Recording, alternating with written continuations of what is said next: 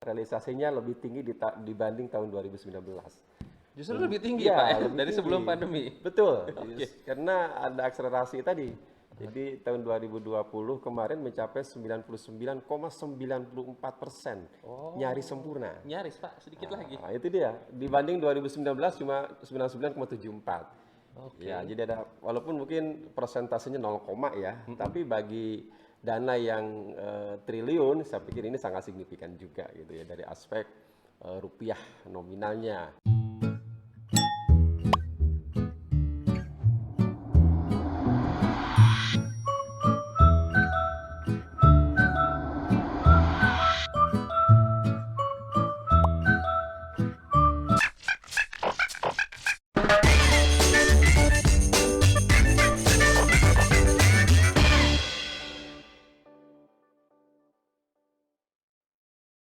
Assalamualaikum warahmatullahi wabarakatuh. Kembali lagi bersama saya Rizky Febriawan Arianto dalam siniar kesayangan kita semua, Pontianak Podcast Corner. Popcorn ambiar. Ya, seperti yang kita tahu ya, kawan kami semua, pada tahun 2020 lalu seluruh dunia dilanda pandemi COVID-19. Pandemi ini telah mengakibatkan dampak buruk dalam berbagai sendi kehidupan, tidak hanya kesehatan, tapi juga ke sendi ekonomi masyarakat. Nah, karena setelah itu ada pembatasan kegiatan sosial seperti yang kita tahu semua, maka ekonomi Indonesia mengalami pertumbuhan yang sayangnya harus negatif di tahun 2020 lalu. Kemudian pemerintah melakukan kebijakan refocusing anggaran untuk menangani dampak pandemi COVID-19, termasuk penggunaan dana desa. Dana desa yang semula dialokasikan untuk pembangunan desa direalokasi sebagian untuk penanganan pandemi COVID-19 di desa dan pemberian bantuan langsung tunai kepada masyarakat desa. Pemberian BLT desa bertujuan untuk membantu masyarakat tetap bertahan akibat dampak pandemi. Selain itu, juga untuk menjaga kemampuan daya beli masyarakat desa tentu saja. Nah, kawan kami semua, lalu bagaimana dengan tahun 2021 ini? Digunakan untuk apa sajakah dana desa di tahun 2021 ini?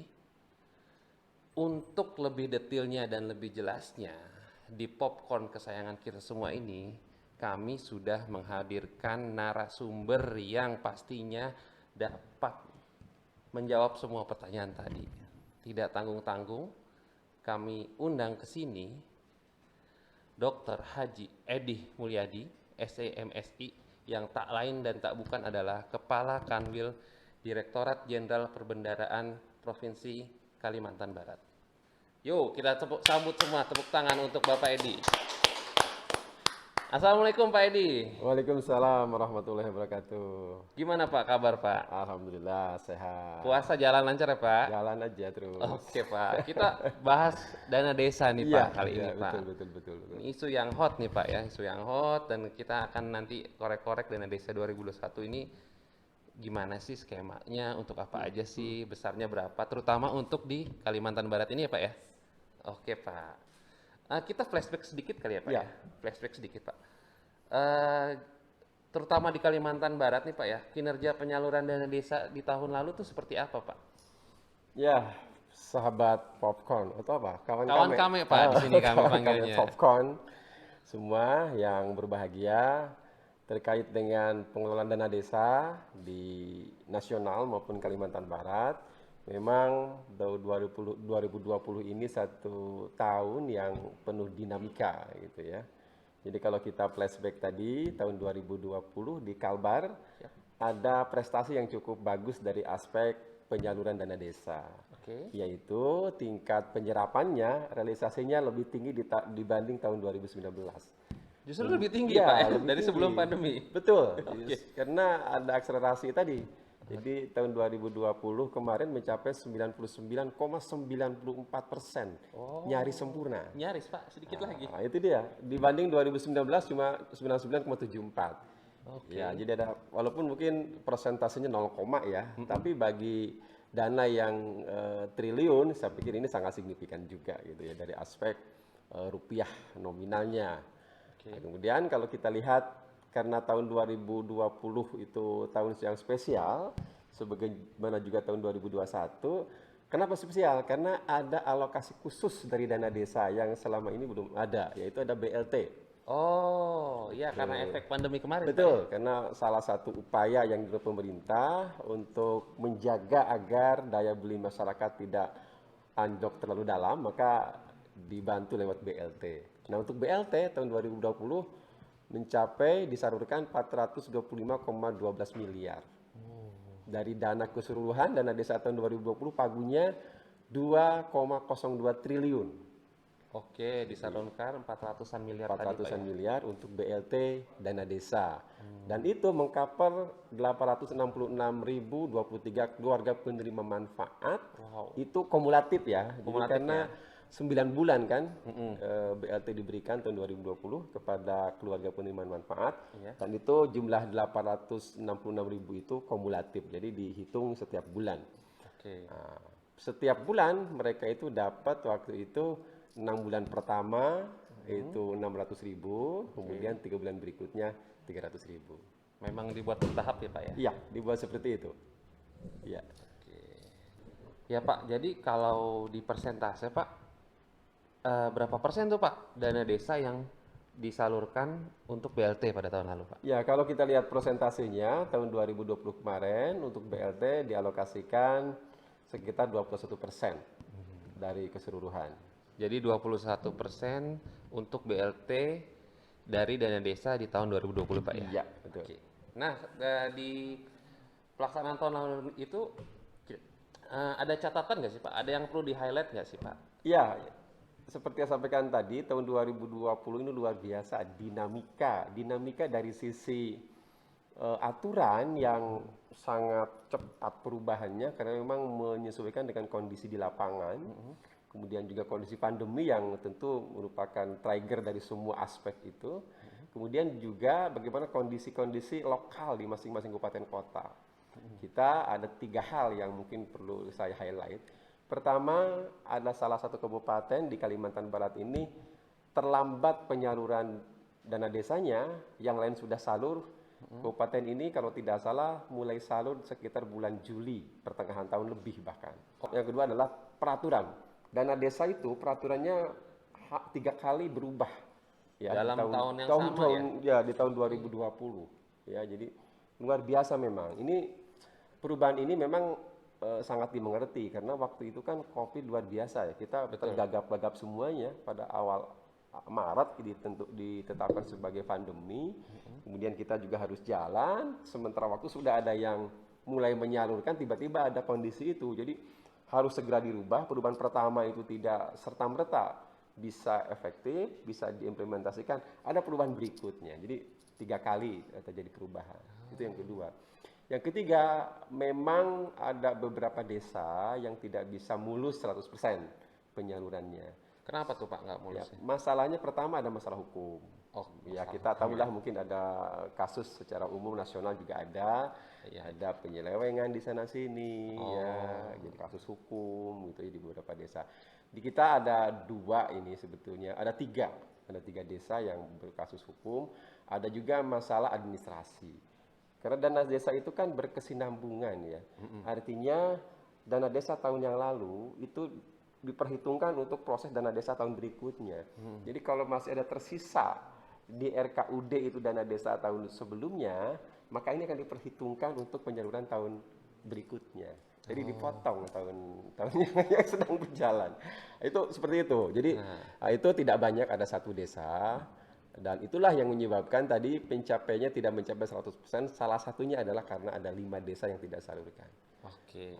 Jadi Itu kira-kira 3 hal itu yang 3 catatan itu tadi yang catatan pertama tahun kami semua ya di tahun 2020. Ini mesti kita kita ulang supaya tidak terjadi lagi harapannya, iya. Pak. Ya, Betul. 2021 ya, Pak. Pertama terkait masalah administratif, kedua terkait dengan memang adanya perubahan peraturan ya, Pak ya. Saya nggak tahu nih kalau tahun ini akan ada lagi apa enggak ya, Pak ya. Di luar kuasa kita mungkin. Dan satu lagi ya tadi permasalahan hukum ya, Pak ya. Mudah-mudahan sih itu nggak terjadi lagi nih supaya lancar-lancar aja di tahun 2021 ini.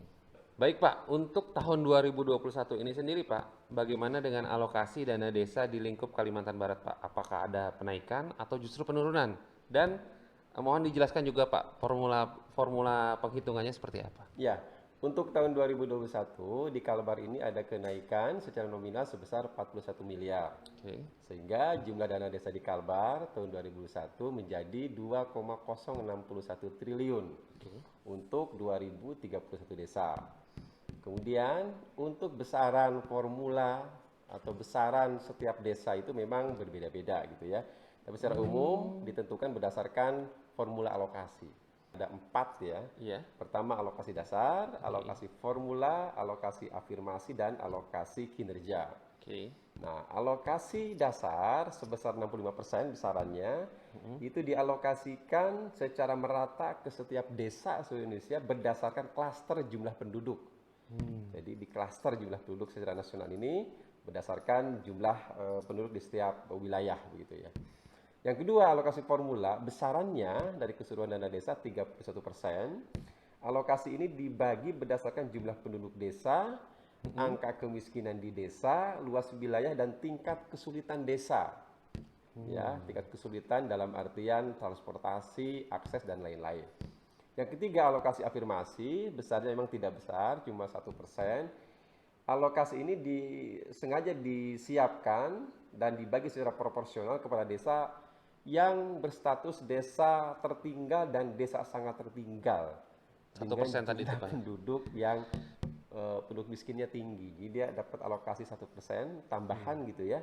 Dan yang terakhir alokasi kinerja sebesar 3%. Alokasi ini diberikan kepada desa yang punya kinerja baik.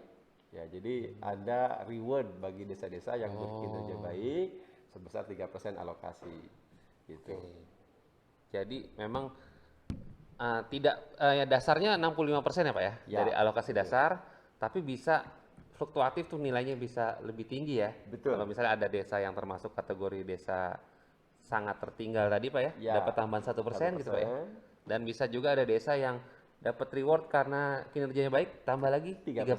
Oke. Atau tadi juga bisa ya Pak ya, kalau dia termasuk dalam bagian desa yang masuk dalam unsur alokasi formula sebesar 31%, ada tambahan lagi Pak ya. Oh iya, betul. Itu tadi kan desa-desa dengan kondisi kemiskinan, ya, kemudian juga luas wilayah dan tingkat kesulitan itu dipertimbangkan. Dipertimbangkan. Jadi kalau angka-angka pertimbangan itu memang memenuhi, maka dia akan mendapat alokasi maksimal 31% di alokasi formula itu. Iya.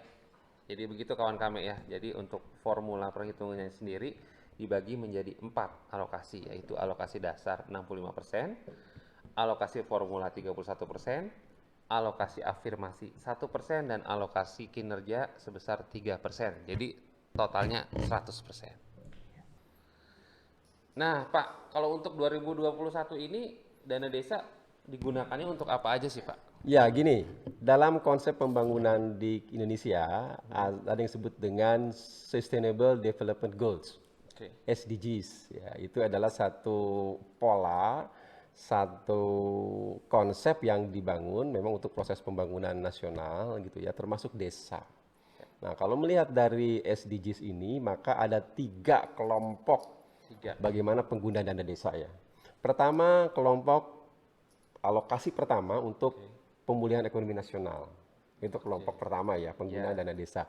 Yang kedua untuk program prioritas nasional. Ya, yang ketiga untuk adaptasi kebiasaan baru. Jadi ada 3 kelompok besar penggunaan dana desa. PEN, prioritas nasional, dan adaptasi kebiasaan baru. Nah, untuk PEN sendiri, tentu ini untuk tujuannya adalah bagaimana mempercepat, mengakselerasi perekonomian di pedesaan melalui lembaga-lembaga yang ada di desa. Ada BUMDes, ya, termasuk juga proyek atau kegiatan yang sifatnya kesejahteraan masyarakat desa, termasuk listrik desa, ya, usaha di pedesaan dan lain-lain itu bisa didanai oleh dana desa tadi. Dalam itu alokasi PEN. PEN, Alokasi pertama alokasi ya, Pak? PEN, alokasi Oke. pertama. Nah, yang kedua itu prioritas nasional, itu bisa macam-macam. Oke. Bagaimana memetakan potensi desa, kemudian juga desa itu bisa membangun sistem teknologi informasi, itu bisa. TIK-nya bisa dibangun menggunakan dana desa.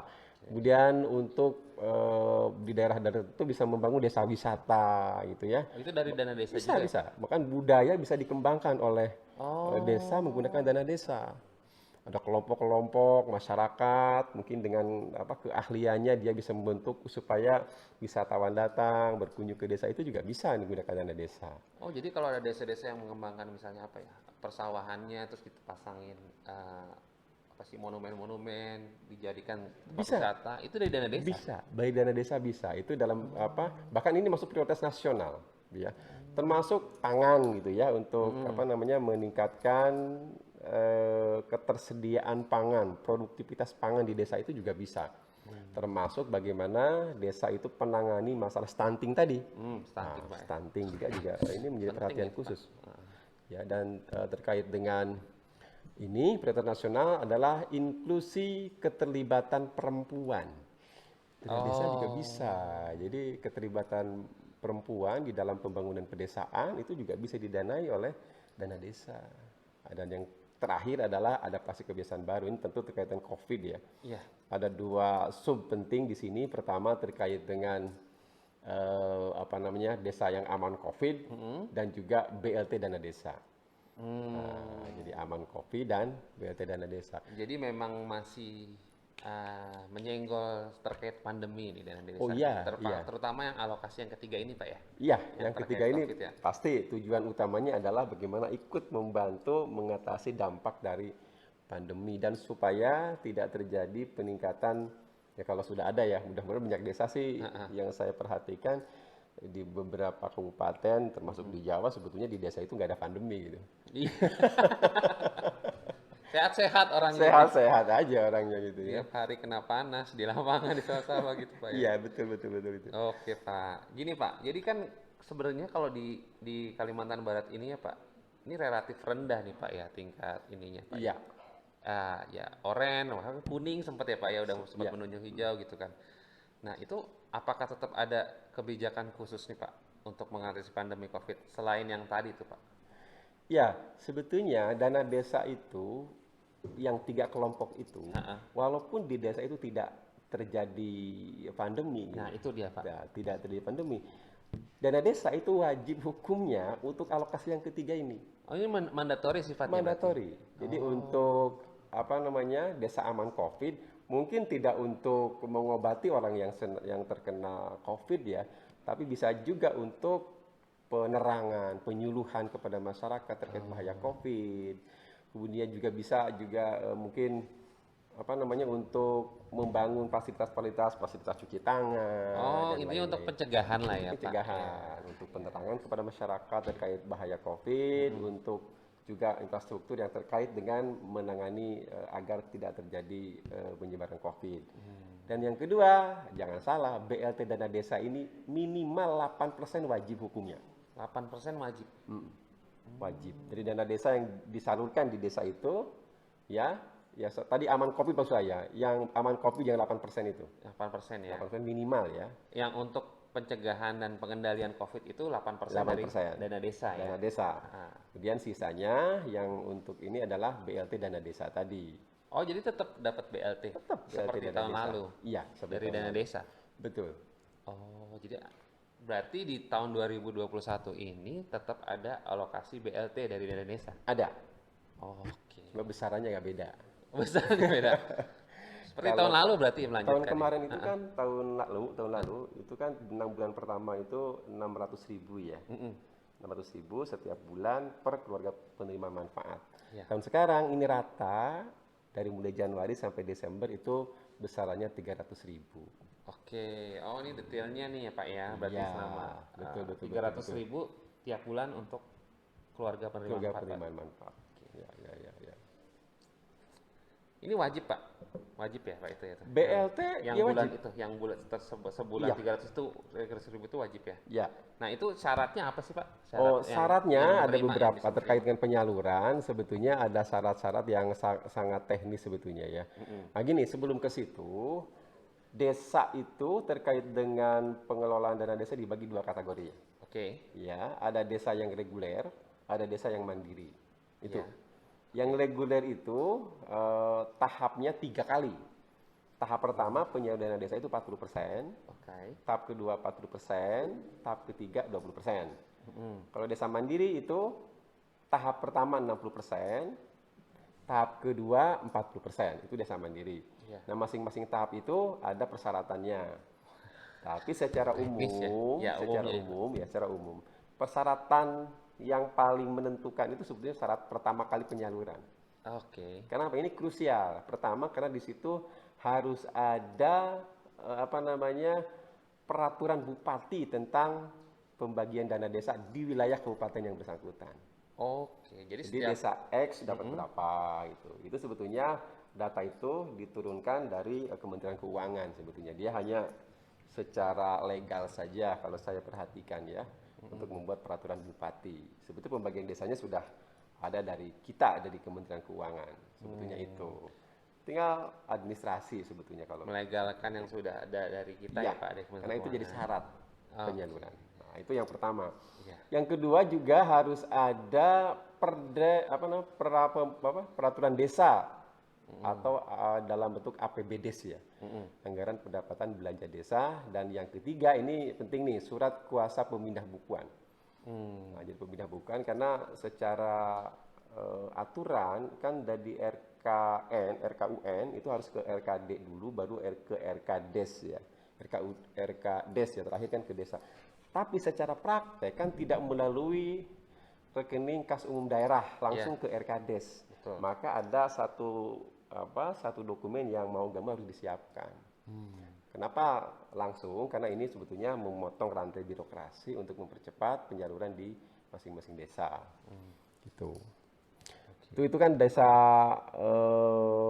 reguler ya. Betul, Desa reguler. mandiri secara umum juga sama sebetulnya, cuma yang membedakan adalah pembagian tahapannya saja. Jadi 3 kali untuk desa reguler, 2 kali untuk desa mandiri. Beda di tahapannya. Beda Pak, di ya. tahapannya saja.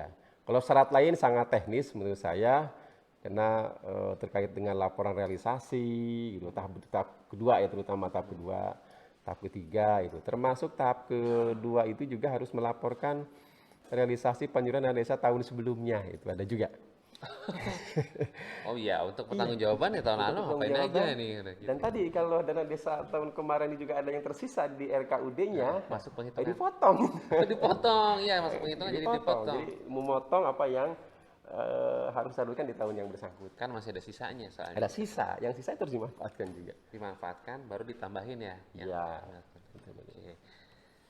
Bapak tadi kan sempat ngomong tuh kalau nggak salah yang terkait 8% itu Pak ya. 8% untuk COVID. COVID ya Pak. Ya. Itu apa ya? Pelaksanaannya nanti gimana sih Pak? Kenapa sih wajib itu 8% itu kan tadi udah jelas lah ya tadi kira-kira ya karena memang ada masa pandemi pasti Pak ya Pak ya. Nanti pelaksanaannya sendiri gimana Pak? Pelaksanaannya pertama, pengalokasian itu tentu harus dituangkan dalam APBDes. Anggaran pendapatan belanja desa itu pertama. Nah, untuk sampai APBDes itu sendiri itu perlu proses di desa itu. Apalagi yang 8% ini kan menyusul, artinya aturannya tidak diketahui sejak bulan Januari itu ya. Iya, oke. Ini kan baru beberapa bulan ke belakang ini. Maka memang sekarang yang harus dilakukan adalah segera melakukan perubahan APBDes melalui musyawarah desa khusus.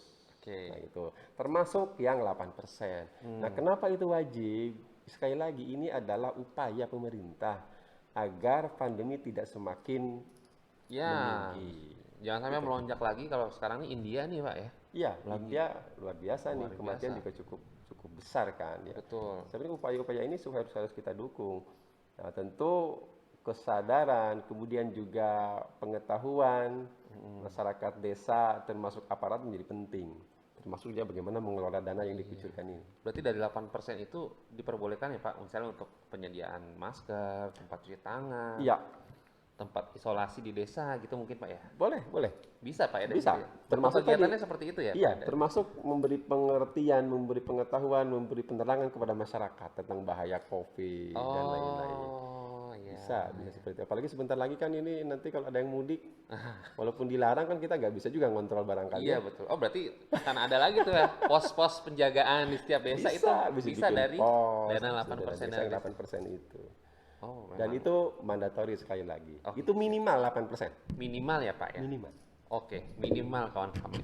Bukan besarannya harus 8% tapi minimal. Minimal 8%. Jadi mau 15, 20 ya terserah ya Pak. Boleh. Ya, terserah kebutuhan di desa. Betul. Oke. Nah, Pak, kalau untuk 2021 ini, Pak, sampai sejauh ini nih realisasi dana desanya sudah seperti apa, Pak? Kalau kita boleh tahu. Ya, kalau berdasarkan data nih saya baru saja ngeprint data terkini nih. Iya. Per hari ini jam setengah 11 yang lalu. Per hari ini ya, Pak. Ini sangat hangat baru keluar dari open nih. Ini dari jumlah pagu kita di Kalbar 2,061 triliun telah tersalur 509,5 miliar 509. atau prosentasenya 24,72. Nah itu. Prosentase penyaluran sampai dengan tanggal 27 April jam 10.30. Nah dari 24,72% ini kalau kita lihat per tahap pertama selain dana COVID dan BLT sudah tersalur 373,6 miliar untuk 1.332 desa. Nah itu. Kemudian yang tahap 2 karena masing-masing kabupaten itu bisa beda-beda, ada yang baru tahap 1 selesai, ada yang tahap 1, ada yang juga tahap 2 gitu. Jadi memang tidak selalu sama karena Nggak tergantung langsung brok bareng gitu sampai enggak, selesai. enggak, tergantung pertama kan ada persyaratan Iya. ya. Dan setiap jangankan setiap kabupaten, setiap desa antar desa satu desa yang lain juga belum tentu sama. Belum tentu Ya, karena ada berbarengan ya. menyiapkan laporan tadi. Menyiapkan laporan, Administrasi. APBDes itu kan juga harus dirubah, apalagi dengan ada peraturan tadi minimal 8% untuk COVID kan harus dirubah. Oh, berarti tergantung kesigapan dan Kesigapan dan perangkat desa perangkat masing-masing. desa masing-masing. Betul. Nah itu kemudian tahap 2-nya ini di Kalbar ini sudah tersalur 662,1 miliar. Ini yang tahap 2 ini baru 2 desa ya di Kabupaten Sambas. Ini Sambas ini maju kalau urusan ini nih kecepatan penyerapannya. Oke, kawan kami teman-teman di Sambas ini bisa dijadikan contoh ya Pak. Iya, kalau untuk kecepatan penyaluran ini luar biasa ini. Ya. efisien ya Pak. Nah, untuk COVID-nya sendiri sudah tersalurkan 85,8 miliar untuk 1.082 desa. Jadi sudah ada penyaluran untuk tadi untuk COVID yang minimal 8% itu. BLT, ya, BLT sampai dengan bulan keempat April ini sudah tersalur untuk bulan pertama, artinya bulan Januari 26,6 miliar untuk 1.240 desa. Kemudian bulan kedua artinya bulan Februari ya, itu 14,3 miliar untuk 652 desa. Kemudian bulan ketiga ini untuk 309 desa sebesar 5,9 miliar. Dan bulan keempat di April ini di Kalbar sudah menyalurkan 2,47 miliar untuk 174 desa. Itu kondisi terkini per hari ini jam 11 kurang 30 menit tadi. Jam 10.30. Per 27 April Ya. 2021 tadi kawan kami semua sudah dengar langsung dari Bapak Kakanwil DJPB Kalbar itu keadaan penyaluran dana desa. Sudah bisa dikatakan itu sesuai target ya Pak? Ya, kalau target sih relatif ya. Jadi kita memiliki target, tapi untuk Kalbar ini kalau dibanding dengan provinsi yang lain ini di papan tengah ya. Tengah lah ya. Papan tengah, nggak di bawah, nggak juga di atas. Papan tengah. Karena ada yang sudah cukup tinggi gitu ya, ada cukup tinggi. Nah, kalau target secara regional ya kita masih on the track, masih dalam target. On the track ya Pak. Betul. Ya, karena memang kita mau push cepat-cepat juga kan tergantung dari teman-teman di perangkat desa Betul, juga, Pak. karena stakeholdernya banyak. Yang mengurus dana desa ini kan banyak. Iya. Kementerian juga kita, Kementerian Keuangan yang menyediakan dananya. Aturan teknisnya itu ada di Kementerian Desa dan PDTT itu. Iya. Betul, terkait juga dengan Kemendagri karena pelaksanaan di bawah itu kan dinas-dinasnya di bawah Pemda dan koordinasinya di Kementerian Dalam Negeri. Jadi memang itulah dinamikanya. Iya, melibatkan banyak instansi. Melibatkan banyak PDTT, instansi. Kemenkyu, Kementerian Dalam Negeri semua terlibat di sini. Betul. Ya. Oke, baik Bapak. Untuk tahun 2021 ini sendiri Pak, sampai sejauh ini ada kendala apa aja nih Pak dalam penyaluran dana desa? Ya, Berdasarkan pengamatan dan juga pengalaman kami dan teman-teman di KPPN tahun 2021, bahkan juga tahun sebelumnya, setidaknya ada 3 kendala utama terkait dengan pengelolaan dan penyaluran dana desa. Pertama, adanya perubahan ataupun pergantian kepala desa. Jadi kepala desa ini kan di beberapa kabupaten ada pemilihan kepala desa secara serentak, Ya. dan ini kan biasanya pada saat kepala desa baru juga diikuti oleh perubahan struktur dan juga personil. Jadi ada penyesuaian lagi, Ada Pak. penyesuaian lagi sehingga perlu pembekalan kepada mereka. Nah, yang membekalan siapa? Tentu yang terdekat kepada mereka adalah dinas-dinas di kabupaten seperti DPMD dan DPKAD untuk memberikan pemahaman kepada kades baru itu. Itu yang kendala pertama. Ini juga tidak sederhana karena untuk menyesuaikan perlu waktu juga ya. Betul, Pak. Itu yang pertama. Yang kedua, perubahan APBDes. Oke. Nah, perubahan APBDes juga tidak sederhana. Kenapa? Karena banyak pihak yang terlibat. Salah satu yang utamanya adalah keterlibatan BPD, Badan Permusyawaratan Desa. Ini merupakan perwakilan dari masyarakat desa yang bekerja sama dengan Pak Kades gitu ya, dan perangkatnya untuk melakukan perubahan-perubahan terkait dengan APBDes. Karena tadi yang 8% untuk COVID itu kan datang aturan itu kan belakangan. Iya. Sehingga mau nggak mau Perkades terkait APBDes kan harus dirubah. Nah, perubahan ini perlu waktu, kemudian juga melibatkan salah satunya adalah BPD tadi. Dan yang ketiga adalah penetapan keluarga penerima manfaat. Ini juga dinamikanya luar biasa berdasarkan pengakuan ataupun yang disampaikan para bupati pada saat saya berkunjung ke beberapa kabupaten, ternyata luar biasa. Ada seninya juga. Ada Ya, seninya. ada seninya juga. Karena biar nggak salah sasaran nih, Pak, ya Ya, pasti kan tujuan kita agar tidak tumpang tindih ya. Iya. Karena program-program pemerintah terkait dengan bantuan jaring pengaman sosial ini kan banyak pintunya. Betul. Ya, Dan semangatnya BLT jangan hanya salah satunya ya, Pak? ya, harus salah satu. Jangan sampai yang dapat PKH dapat BLT lagi. Kan nggak boleh ya. Ah. Jadi harus salah satu. Sehingga betul-betul harus cermat. Jadi harus membandingkan antara data penerima PKH dan data-data lain, dan juga pada saat kita menentukan keluarga penerimaan manfaat dari dana desa.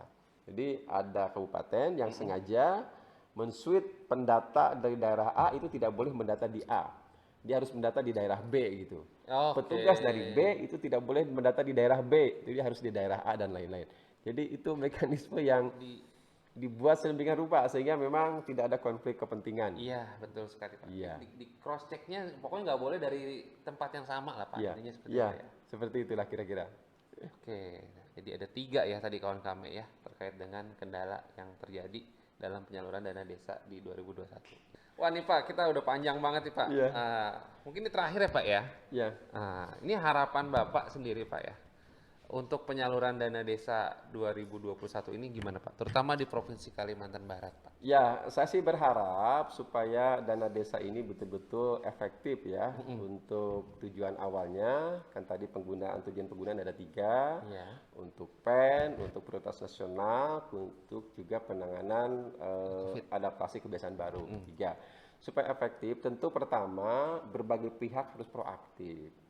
Ya, baik itu pemerintah daerah, kemudian juga di desa sendiri ya, para kepala desa dan aparatnya, kemudian stakeholder di desa, DPD Dewan Perwakilan Desa itu tadi, kemudian masyarakat, para pendamping desa juga terlibat di situ, ya termasuk mungkin juga RT RW dan lain-lain. Itu yang pertama.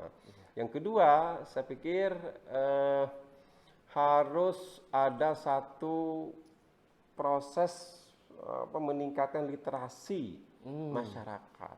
Ya, kenapa itu perlu? Karena begini, sekarang di masa pandemi ini kan pemerintah all out ya untuk meningkatkan, setidaknya untuk mempertahankan daya beli masyarakat dengan berbagai program.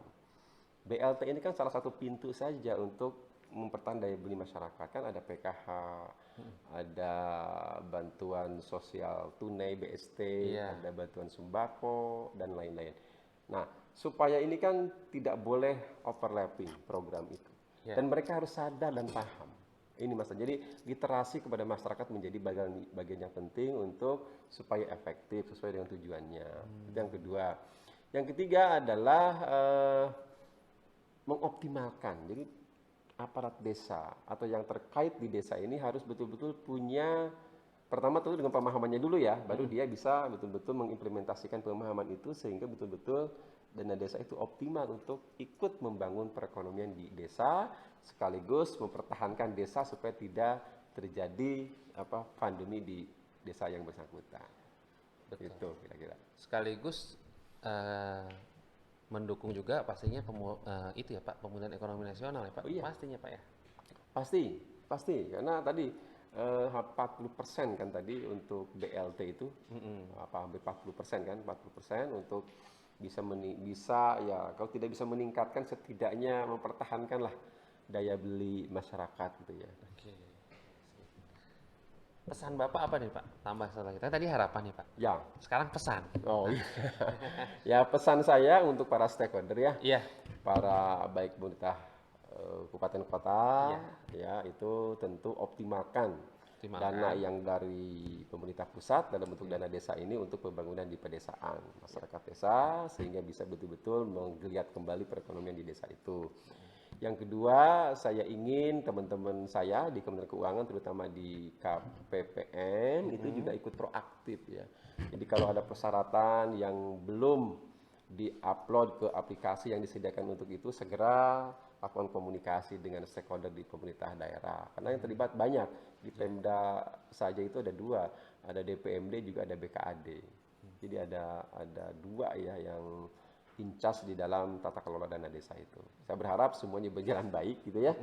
Dan semua pihak memahami dan ini adalah bukti kehadiran negara melalui APBN-nya untuk sampai ke masyarakat desa. Oke kawan kami semua, sampai jumpa di episode selanjutnya dalam Pontianak Podcast Corner.